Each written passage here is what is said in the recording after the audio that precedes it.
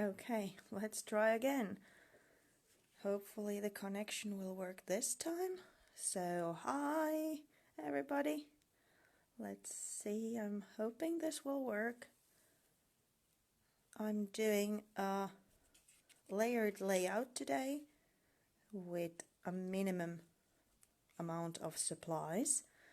So if you can see and hear me, please say something. Yeah, at least thumbs up, so perfect. I started about 5 minutes ago, but the live ended because of the bad connection, so I'm hoping that everything will work out fine this time. So thank you so much for joining. We're doing mixed media inspired, only using a couple of mediums today because the topic is doing a layered layout with a tight budget. I thought that would be a good kind of theme for the beginning of the year. Okay, hi Sweta, hi Kim, hi Mari. Thank you for joining. So this layout is done using only two 12 by 12 papers. Naturally, if you are scrapbooking on a smaller scale, you need even less paper maybe. And a stamp, some watercolors, and some sewing supplies. Video is nice and clear, layout looks beautiful. Thank you, Janina. Hi, Aya. Bye, hey. So this one is the topic today. About 1 minute and then I'll actually start, and I do hope that the camera will stay focused to the layout and not go back and forth as I talk with my hands, so I'm trying to keep them put. Hi Nathmal, oh Nathalie. Lovely to see you. Hi. So, have you been enjoying the sneak peeks of the new collections? I hope you have. Once again, they are gorgeous, the collections. So stay tuned. There's going to be a bit more sneak peeks and then the full reveals. So I'm guessing, no, a bit more time and then we'll start. Because normally I would do, for example, this in that the background paper would continue all the way here and there would be a strip on top, but this is actually cut so that I can use the part of this paper as well. Thank you, Natalie. Hi, Diane. Thank you so much for joining today. So if you have any questions, I'll try to keep an eye on the comments section here. So if you have any questions, hi Claudia. Sharon will be here to answer the questions as well. But like always, I'll go through the comments after the show, so if there's anything. Hi Inka. If there's anything that she couldn't answer or I want to clear something or whatever. So she'll be here to answer right away and I'll go through when I'm done. But let's start. There is a bit of dull part during this live when you can go and make yourself a cup of tea or something, because this one needs a bit of, as you can guess probably, fussy cutting. I did some already, but I wanted to show you the whole sheet and I already had two, one to make the sample layout and one to use here. So that's why I'm going to be fussy cutting a little during the show. But the first tip, hi Sharon, hi Jen, thank you for joining. So the first tip, hi Satu Susanna. So yes, sorry, onwards and upwards. The first tip is to really look at the paper. Prima has lovely papers that have florals or like detailed design on the other side and something a bit more, how to say, modern or just solid color or something that's not as detailed as the other side. So these kinds of papers, if you are on a budget, are perfect because you kind of get two patterns for one. And if you are frugal, you can cut those up and use the florals and then have a modern pattern or a stripe pattern that goes with anything on the other side. And this is the other paper I'm using. The same thing here. This side has foil accents and florals and a lot of things going on, but the other side is kind of vintage styled. Perfect background, at least for me. These are from older collections. This is from the Lavender, and this one is from Amelia Rose. But I picked these two up from the more recent ones that have the same idea, that there's these little cards on the other side of the Golden Coast paper, which you could use individually, and then the other side has a lovely watercolor flowers again, which you can use to cut. And this is one of my favorites, Rosibel collection with the lush flowers. You can really layer, and then the other side is perfect for background. Nothing too much happening there, a little bit of texture, so it's kind of already in there. You don't have to use that many mediums. But enough about the talking, let's get creating. As you can see from the sample, the top of the layout is from this paper and the bottom is from this side, and using it this way.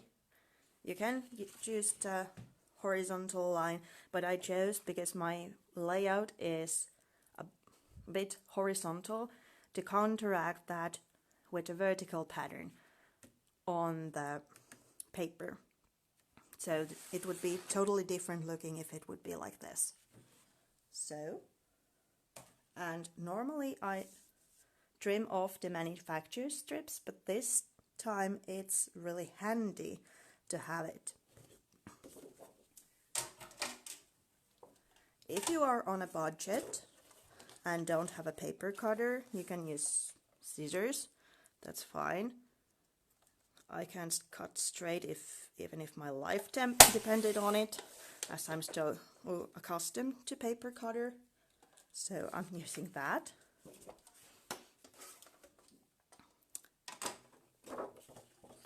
And then this way. So I'm cutting 5 inches of this paper, which is going to be the bottom part of the layout, and then saving this one for the flowers. And then to get something from this paper, I'm trimming off 5 inches from the top. Let me move that aside. So the same amount I trimmed from the other page. And now, again, something to use for layering later on. Then I add double-sided tape to the manufacturer strip.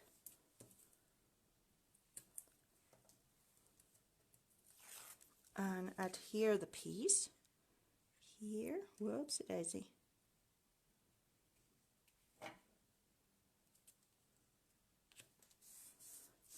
And I have a perfect 12 by 12 paper that way.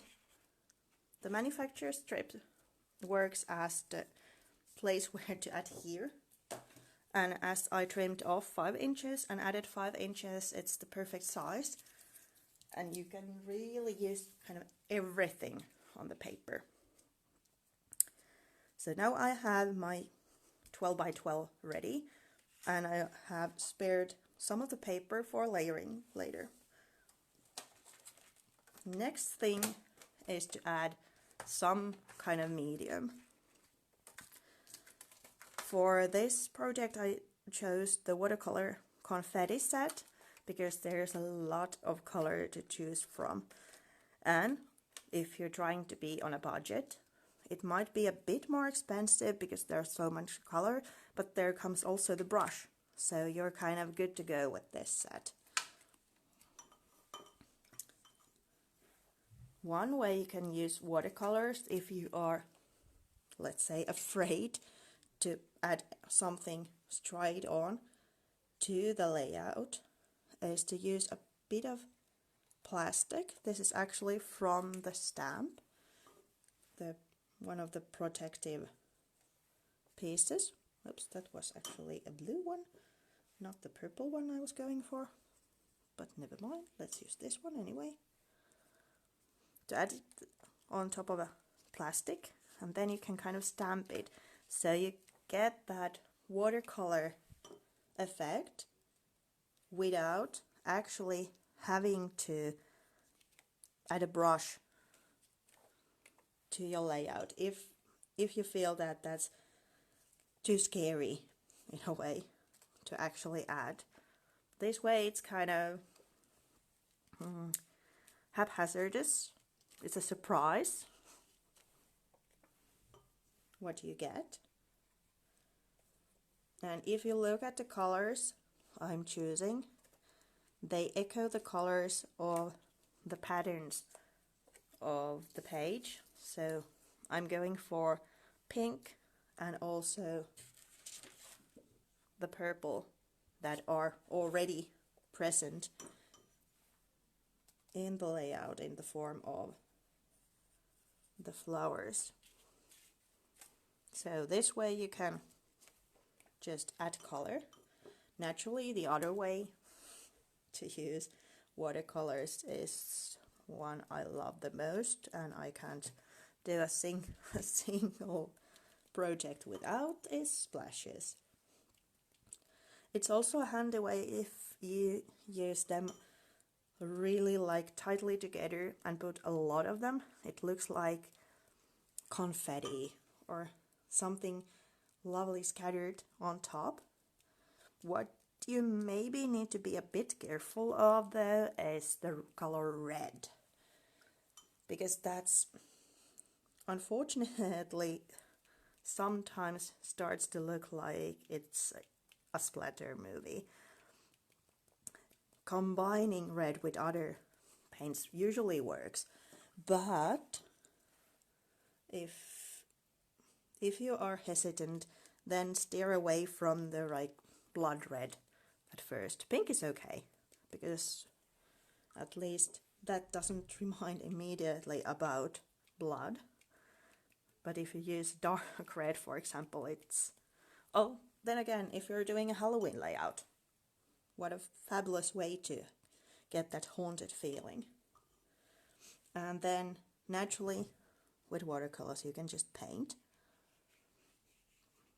Somebody sometimes asked me on a workshop that how I make the watercolor look like I make it look, because I'm no watercolor artist by far, but I really needed to then analyze how I actually use watercolor. And what I realized is that I don't hold brush, for example, like this, like in a 90 degrees angle to the page, but it's more like lying flat, and I wiggle the brush between my fingers, so it's kind of having its own life. I'm not painting as it is, but more like just moving the color around in a way. Then let me quickly dry this, because no, let's use this mode so maybe you can hear something. So as you probably know, there's watercolor techniques that work wet on wet, or then dry on wet, or there's different ways to use watercolors. Like you could see here, these are kind of, well, not wet techniques, but they are using some water with the colors. But now that I'm really trying to achieve this kind of look. So it's almost like ink, but it's done with watercolors. So if you are on a budget, I always try to emphasize that put your money to the mediums, and such mediums that are really versatile. And well, when you get a new medium, try it out in different ways and try to get everything out of that one medium, because normally you can somehow find replacement to paper or to some embellishments, but if you are a mixed media influenced scrapbooker and you don't have the mediums, it's kind of hard. So when I'm using watercolors to stamp, it's not like ink, but it creates an ink-like effect when I'm using really little of water and kind of painting the color on top of the stamp and then just stamping it. If you think the black is too harsh, it makes too big of a contrast, actually you could use the pink color as well, or if you're going for a vintage look, the brown tones in the palette, or mix colors on top of the stamp.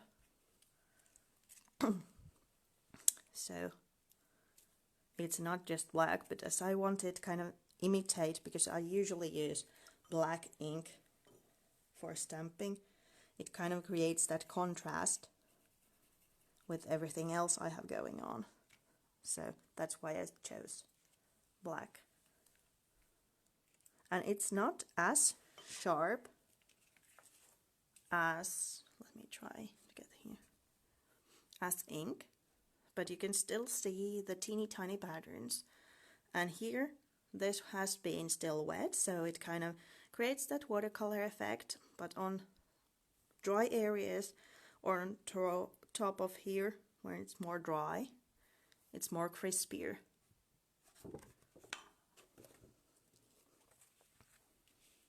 And what's perfect about Prima Marketing watercolors that they have such a huge amount of pigment, so they will go for years.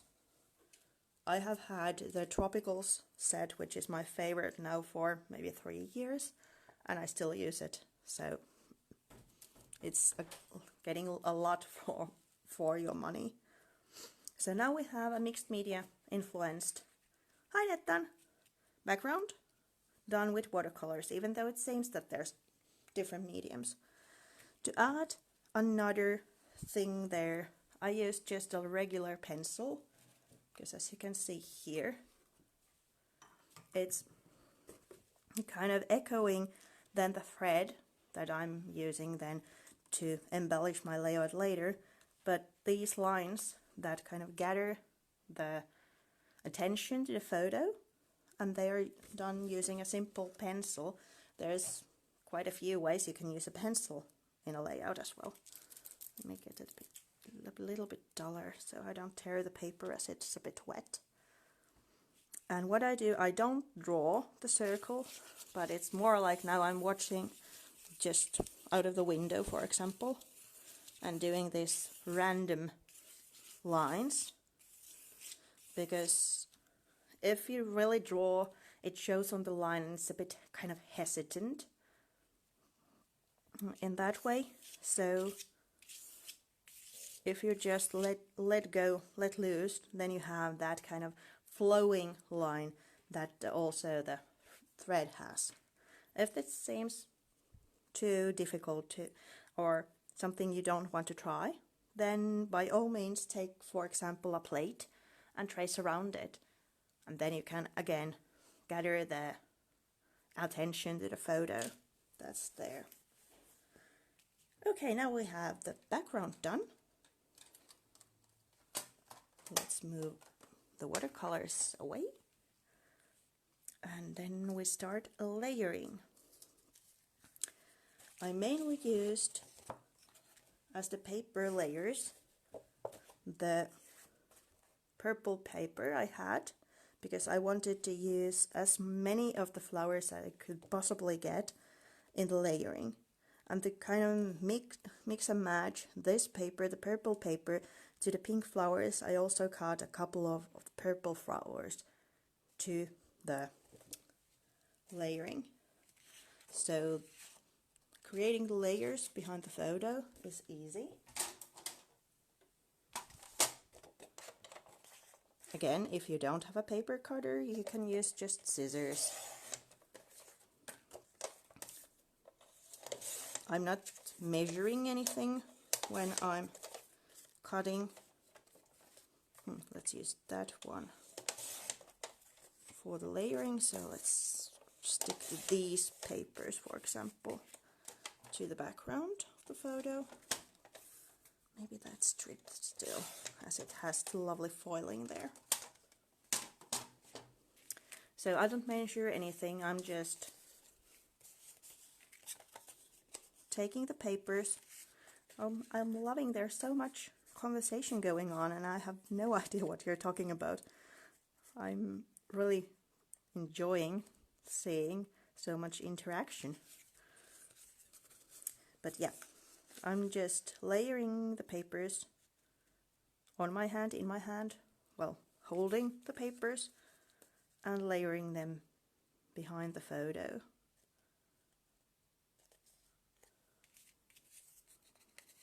That one there. Then could I use maybe that one a bit? Oops, let's do this one first. The longer one and then the shorter one. And now I'm trying to move everything, well, that comes off. So it may have, I'm trying to keep everything placed and then using my trusty stapler to adhere the layers more or less, then checking how much this should be.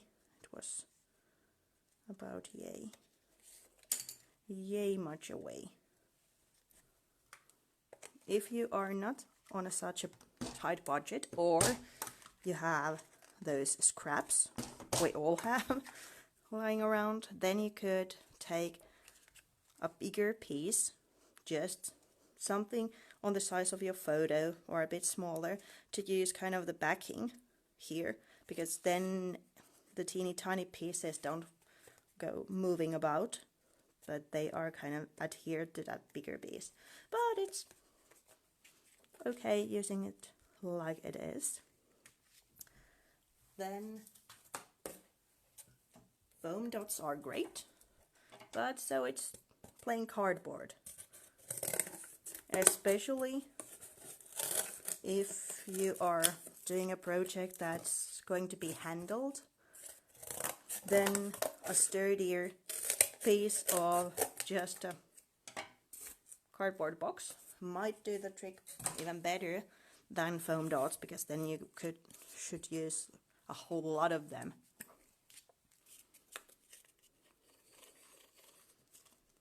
Yeah, like Sharon said, it's nice to save money, but even nicer to not throw so much stuff in the trash. Yeah, definitely.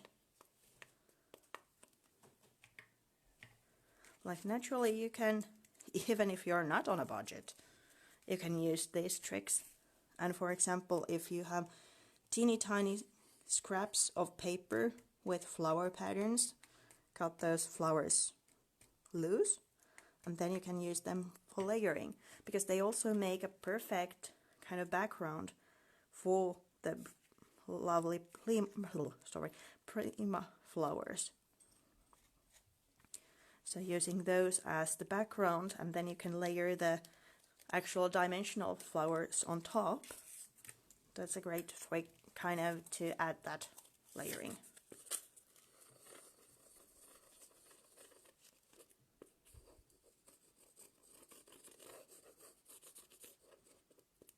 The papers I'm using are from older collections in this layout.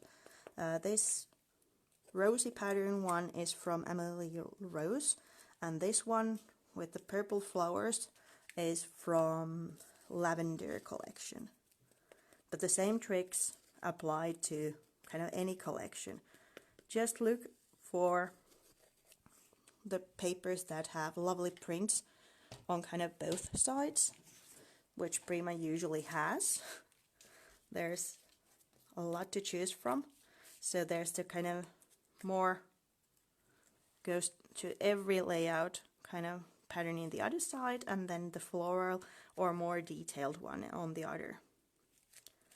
So as you could see, I already adhered the photo to the paper layers and the paper layers plus the photo, the whole cluster, to my layout using just regular adhesive. So this way, when I'm kind of building, let me show you this, I'm building the flowers, I don't use any flowers underneath the layers because there doesn't need to be anything there. So now comes the a bit duller part. Or the little elements are cut from the leftover paper, which I used. So for example, there's the banner, which I then used to make my title. A perfect way to use that. And it doesn't matter even if the flower is, like here, partly being cut out, because then you can layer it like this, or on this side, and it doesn't matter that there's a part of it missing. And I even cut out the little butterflies because they make perfect little decorations between the layers. So let me cut a few of these. A tip if you do fussy cutting is that your scissors are staying put and the paper is going round and round. I hope you can see what I'm doing. And well, if you want to be really delicate and cut everything, that's fine, but I'm like using a faster speed on this one. So for example, the leaves, they are more like just cut randomly in a way, because your brain is going to make that a whole thing. It's going to be looking like a leaf even though it doesn't have all the little nooks and creaks cut out. I was thinking about when I'm doing this, and it's a bit boring for you, to talk about other kind of tips or ways you can be on a budget. For example, this lovely vintage paper. If you have, for example, old book pages or old postcards or something you found from a yard sale or something, you can naturally kind of include those in, because mixing and matching, that kind of makes the project unique. So if you have something of your own stash and then add the lovely Prima on top, it makes it a whole lot interesting and a kind of personal way. Sorry.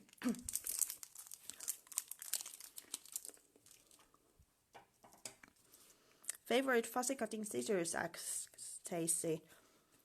These are mine.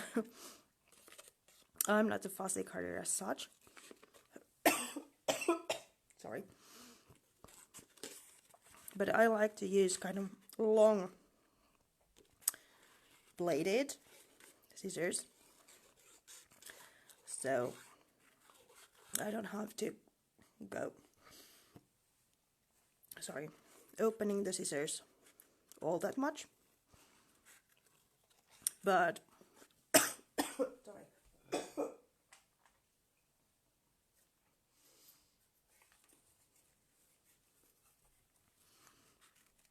But I know some people like to use a craft knife for this. I can't use it. It comes terrible mess when I'm doing that.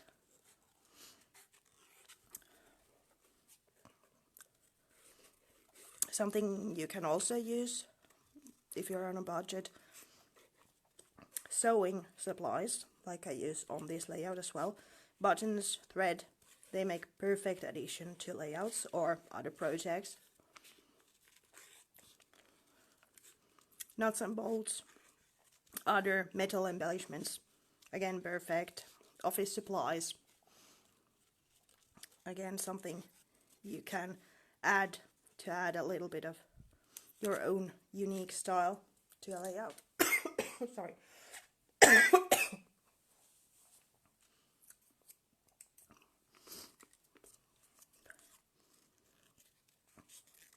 Gosh, I've been having this cold for more than a month. It doesn't go away. But yeah, do you have any other ideas what you can use if you are on a budget? Kind of mixing in with the both frame supplies or other supplies. There's also online workshop that's about being savvy with supplies. It's from the sorry again, Mixed Up Creative Academy has that workshop. It started in January,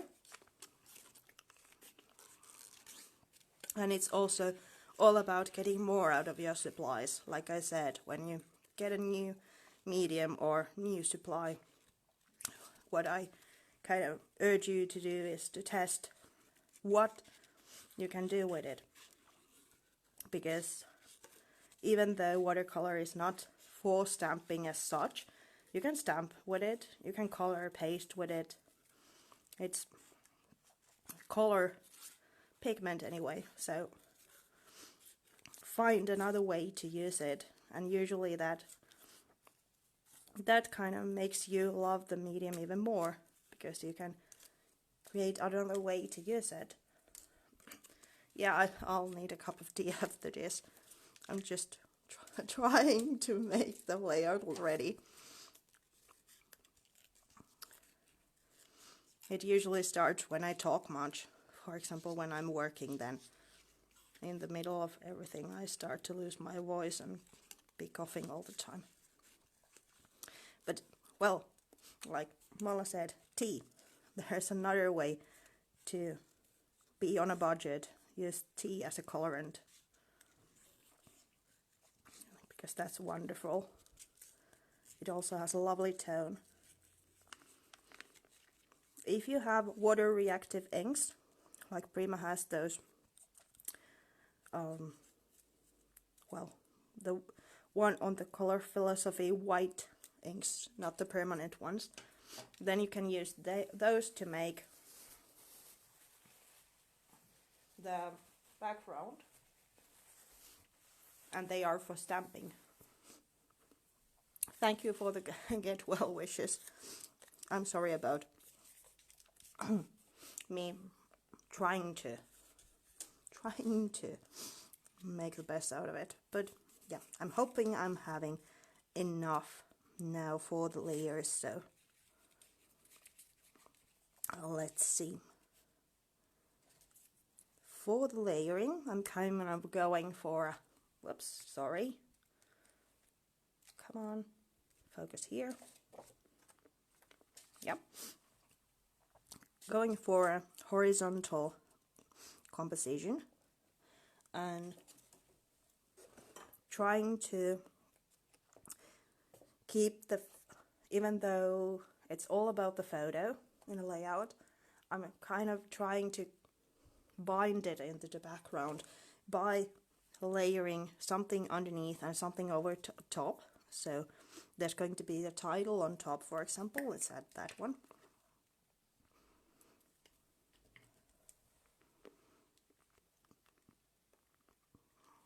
And paper clip, maybe on the top corner this time. Paper clip.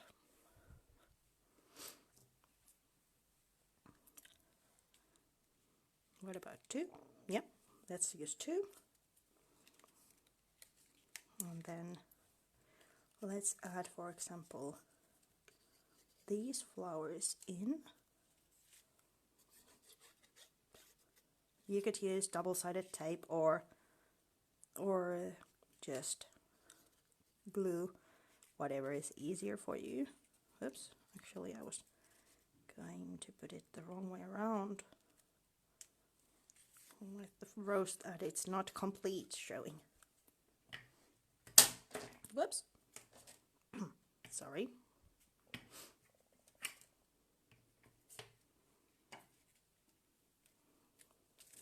Then I have the little ones also, but in this moment I'm starting to add the thread. It's kind of being locked underneath the paper layers. So if you try to adhere something as delicate as a sewing thread, it usually ends up looking like you've adhered sewing thread. But if you want it to have this kind of fluffy feeling, the flowiness, so then just adhere it underneath something so it will stay put, doesn't come off your layout, but at the same time it has that lovely flowing feeling still left. If black is too harsh for your layout, I'm bringing it here to add contrast to the page, but if it's too hard and you want to go on a more pastel looking, white, pink, whatever you have at hand is perfect. And then keeping it on a budget, these are actually from my grandmother, or even maybe further than that.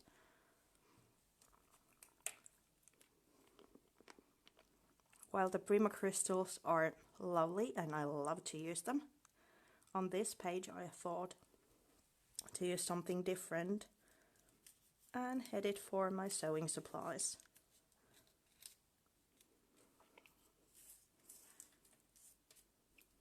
And just, no, that's too big, let's use that one.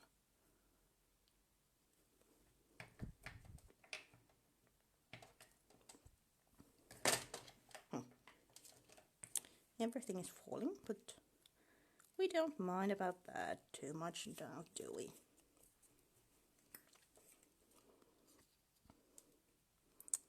Then let's make these a little bit fuller by using the single cutout. Thinking in maybe not on top, or yeah, maybe like that. Now it seems that my hand is flowering because those are my hand. I'm attending a concert by my favorite band there, so that's why the heart. One more there. And as I don't want to dull you more with the cutting of the purple flower, but to kind of combine these purple tones to the flowers, I would also add one of the purple ones I saved, this one, in the mix, or even cut it as half, like use these and these on the opposite side, so making it kind of a complete whole layout that way. So a couple of more things to add. Oh, there it is. A little butterfly, and then this one is kind of okay, but this layout lacked something here, so I took just regular painter's tape and used it.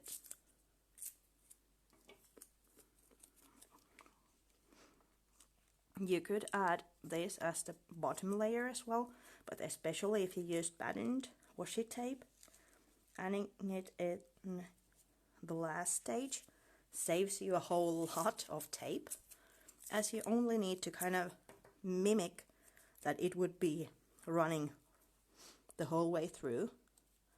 And if you have loose ends on the thread, this is also a perfect way to add a little something to the layers and kind of secure those threads in. Another way to layer. And then the final touch I did was to add a little torn piece there, because I wanted the composition to be more balanced and it looked a bit flat like this, so a little something to the other corner. So it's just tearing the page, opening it up, and then as we have little pieces of the pen and paper left, we don't need much, just a teeny tiny bit.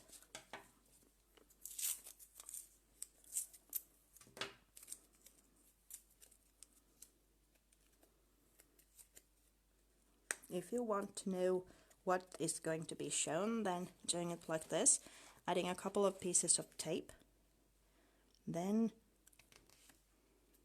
lining everything and pushing down is the way to do it, because if you're working on this side you don't know what you are getting.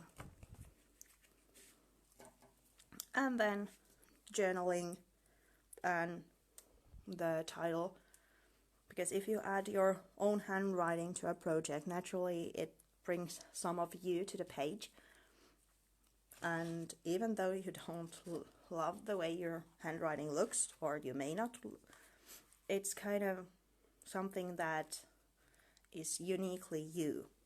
So adding the handwritten text saves, or if you have alphabet stamps, that's another way to kind of not use something that's only can be used once, because with a pencil or a pen you can just write how many journalings and titles there is, whether if you're using alphabet stickers and you're on a budget, you can only use those once.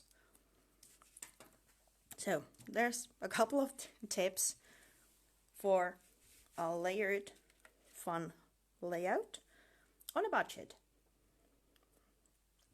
And if you don't want to journal, if you're blogging and don't want to journal so it's like everybody can see it, there's a number of ways to hiding it, or just write to the back of the page.